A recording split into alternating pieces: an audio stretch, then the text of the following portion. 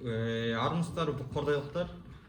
Есімім Кесіламбек Дастан, Тараз қаласынан келіп отырмын. Бүрсем Рысбайұлына бірнеше сауалым бар қоятын арнайы. Бірінші, сіздерге өткен жылы 35 миллиард ақша жақсы бөлінді. Бірақтан ауданның әкімдігімен орындалмаған 4 индикатор бар. Олар жұмыс істеп тұрған шағын және орта бизнес субъектілерінің саны артпаған. Екіншіден, егістік алқабы ұлғайтылмаған. Үшінші, суармалы жерлер алқабын қалпына келтірілмеген. Төртінші, ауылдық округтердегі ветеринарлық пункттерді қызметтік ғимаратпен қамтылмаған. Бұл бірінші сауал. Екінші сауалым осы, Бүрсем Рысбайұлы, сіз өзіңіздің баяндамаңыздан ЕБР-ден ақша алынған қаражатқа каналдар жөнделіп жатыр, басқа деп жаңа айта кеттіңіз. Бірақтан ол каналдар қандай сапада жөнделіп жатыр біріншіден. Және ол 2-3 жылдан кейін қайта өзінің бұрынғы жағдайына келіп қалмай ма деген мәселемен мен сізге осы сұрақты қойғым келіп тұр. Өйткені қазір біз экология министрлігімен бірлесе сол проекттердің бәрін қайда қарап, оның бәрін лоток немесе бетон қылып жасауға ұсынысымызды беріп отырып, сол ішінде осы ауыл әкімдерінен сұрайтыным, ауыл халқына ыңғайлы болатындай мостиктер, шлюздер және мал өтіп кетпейтіндей сол каналдың үстіне түсіп кетпейтіндей ограждение жасауға әрбір ауыл округі сол казсушармен жүріп өтетін жолдардың жаңағы каналдардың бойына ограждение қою бойынша ұсыныс берулеріңізді сұраймын. Нақты өйткені осы жылы ол қаржыландыру аяқталады, аяқталғаннан кейін анау канал бұның жағдайға қайтып кетсе шаруаларға қайтып тағы да қиыншылық болады. Үшінші мәселе колледж мәселесі. Осы Сортөбеде колледж ашылады деген.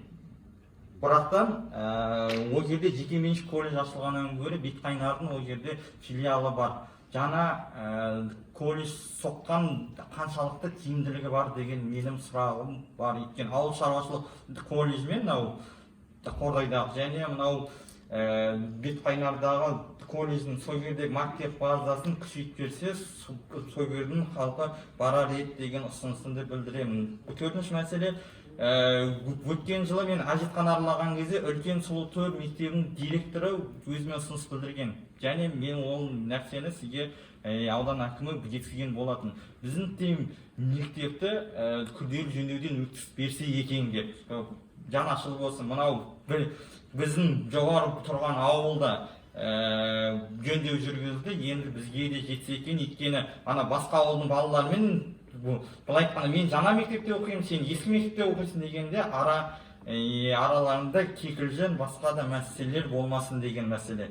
Келесі мәселе, жусан операциясы бойынша сіздерге 4 адам келген болатын елге қайтып. Оның біреуіне осы мешіттің сол жамағаттың арқасында бір үй берілді. Бірақтан әлі күнге дейін біреудің кафесінің бір кішкентай кабинкасында тығылып отқан 5 адам бірге тұрып жатқан әрі бір жусандық жанұя бар.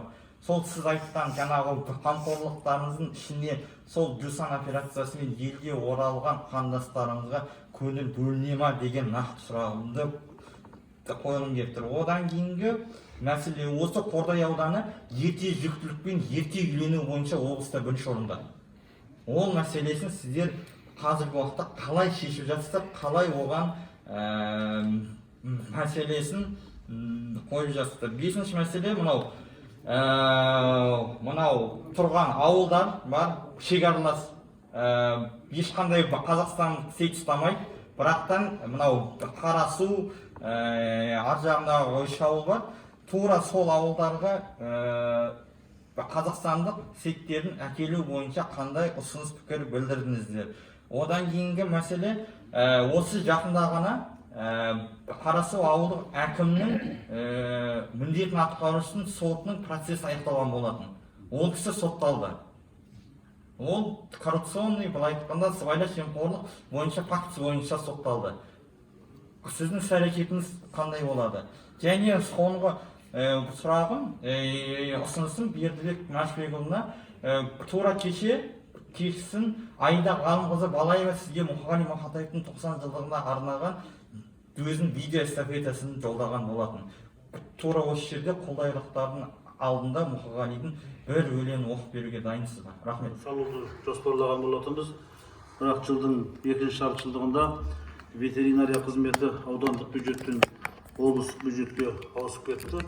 Сол үшін біз оған қаражат жұмсауға мүмкіншілігіміз болмады заңның аясында. Сол үшін біз осы ауылдағы екі кәсіпкермен қазір келістік.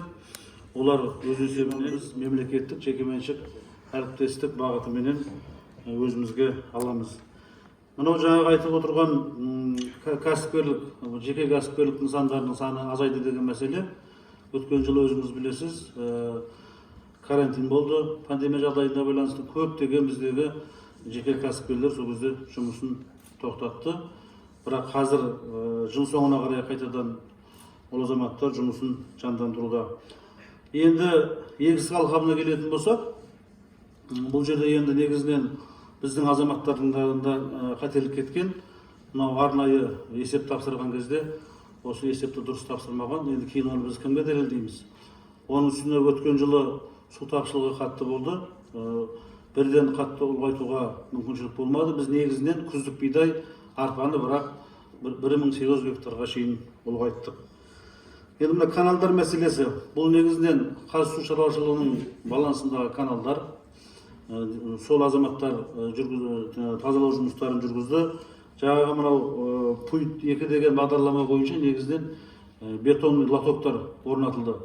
Бірақ сіздің жаңағы айтып отқан бір мәселеңіз, кейінгі каналдарды тазалай бергенше оны бетондаған дұрыс, өйткені судың мынау потеря дейді ғой, судың шығыны болмайды.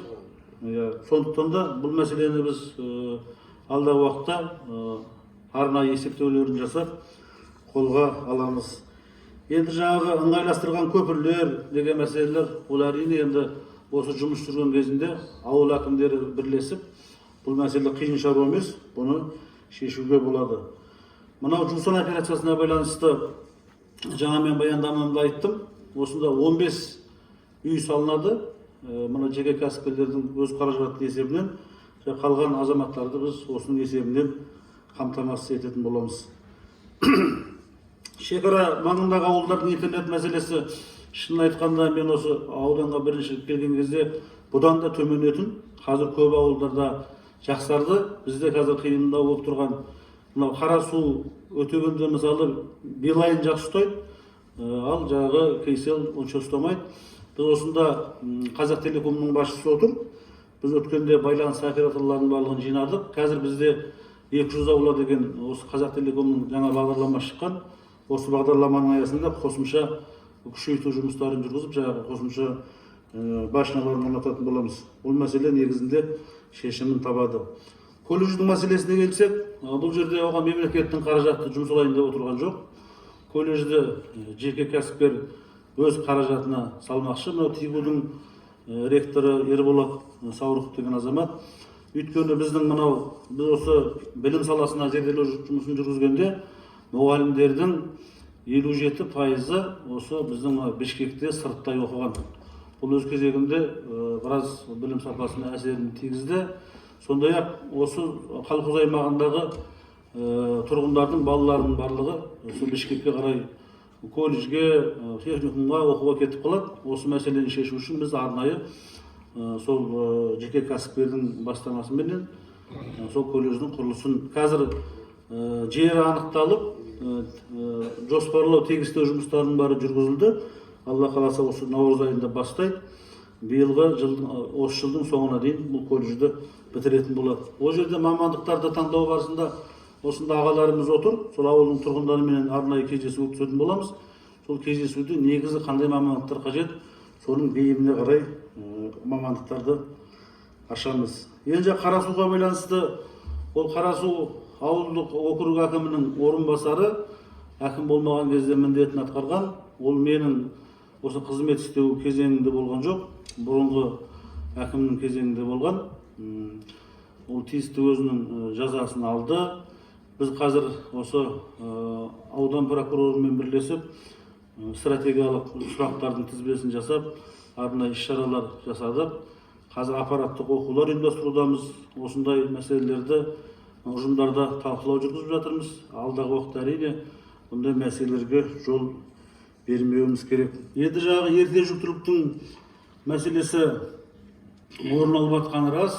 Енді бұл жөнінде тұрғындармен жұмыс жасап жатырмыз. Бұл жөнінде де аудан прокуратурасымен бірлескен бізде шаралар жоспары бар. Қазір әр кездесуде халыққа осы мәселені түсіндіру жұмыстарын жасап жатырмыз. Сондай-ақ білім беру мекемелеріндегі психологтарменен, ата-аналар қамқоршылық кеңестерімен де осы мәселенің төңірегінде тиісті жұмыстар жүргізілуде. Рахмет сізге. Үлкен сұлутөр мәселесі.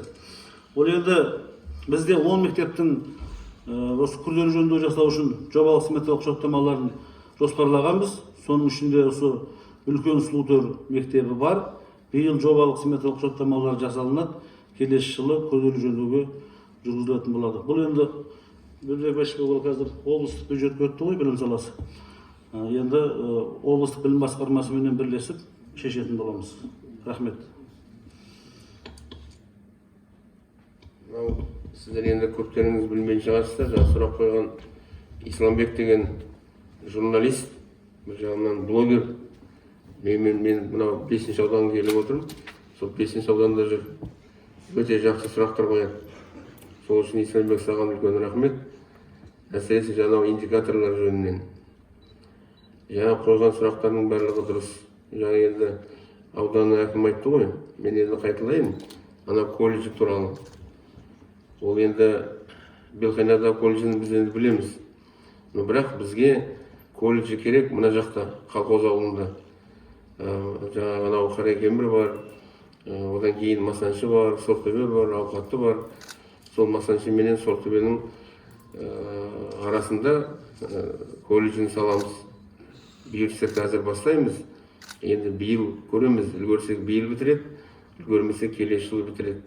Ең негізгісі біздің балаларымыз мына көрші мемлекетке барып оқымау керек. Бұны біз білеміз енді. Көрші мемлекеттің енді азаматтар бізге ренжімесін, олардың білімінің сапасын қандай екендігін. Біз өзіміздің балдарымызға, өзіміздің мемлекетімізде білім беруіміз керек. Ол бірінші айтайын деген. Екінші, өте жақсы сұрақ көтерді. Мынау ертерек қыздардың біздің тұрмысқа шығу жөнінен. Ол да дұрыс емес. Біріншіден мемлекеттің заңы бар. Қай кезде тұрмысқа шығуға болатын. Кәмелеттік жасқа келген деген басқа деген сияқты. Сондықтан оны да біз қолға аламыз. Осында отырған мына біздің ағаларымыз оның барлығын енді қолдайды. Олай болу керек. Бізде қыз бала болсын, ұл бала болсын, ол біріншіден білім алу керек. Екіншіден мамандық алу керек. Одан кейін соған байланысты мынау елге, мемлекетке қызмет ету керек. Сондықтан ол жұмысты біз енді арман қарай жалғастырамыз. Одан кейін Исламбек, менің енді әдебиетке, өнерге деген көзқарасымды жақсы білесің. Мұқағали Мақатаев қазақтың маңдайына берген мықты ақын. Бірақ енді өмірден ертерек кетіп қалды. Бірақ артында өшпес із қалдырды. Қазақтың барлығы Мұқағалидың өлеңдерін енді жатқа біледі. Сонда қазақтың бірі менмін. Қазақтың маңдайындағы көптір ғой енді ақындар. Сол Мұқағали сияқты Фариза апамыз болған. Осы Мұқағалидың Фаризажан деген өлеңін барлығы енді қазақ біледі ғой деп ойлаймын. Ол бекерден бекер туған өлең емес. Ол мынау азаматтың азаматшаға деген көңілі. Сондықтан мынау биылғы жыл біз үшін енді үлкен жыл. Әрине, бізге енді жамбылдықтар үшін ең үлкені Жамбыл атамыздың мерейтойы. Одан кейінгі Мұқағали Мақатаев, одан кейін анау Күләш Ахмет апамыз бар, басқамыз бар деген сияқты. Біз енді ол жөнінде біраз енді іс-шараларды ұйымдастырдық. Бұйырса енді осы жыл бойы сол іс-шараларды орындауға жұмыс жасаймыз. Исламбек, саған жеке кездескен кезде осы Мұқағали ағамыздың бір екі өлеңін өзің оқып берем.